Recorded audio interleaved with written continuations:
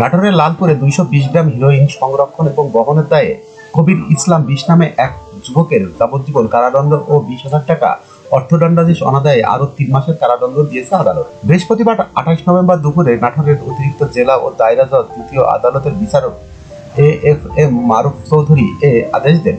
নাটোর আদালতের পুলিশ পরিদর্শক মোহাম্মদ মোস্তফা কামাল এ তথ্য নিশ্চিত করেছেন।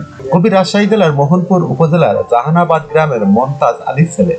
আদালত ও মামলার এজাহার সূত্রে জানা যায়, গোয়েন্দা তথ্যের ভিত্তিতে র্যাবের একটি দল 2022 সালের 15 নভেম্বর লালপুর উপজেলার তিলকপুর বাজারে অভিযান পরিচালনা করে। অভিযানকালে কবির ইসলামকে সন্দেহ হলে তার দেহ তল্লাশি করা হয়। তল্লাশির পর তার 2 পায়ের জুতার ভেতর থেকে 2 প্যাকেট হেরোইন উদ্ধার করা হয়, যার প্রতি প্যাকেটে 110 গ্রাম হেরোইন ছিল।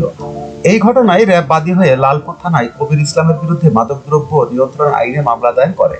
2 বছর পর সাক্ষ্য গ্রহণ এবং শুনানি শেষে মামলার একমাত্র আসামি কবির ইসলামের উপস্থিতিতে যাবজ্জীবন কারাদণ্ড এবং 20,000 টাকা অর্থদণ্ডাদেশ দেওয়া হয়।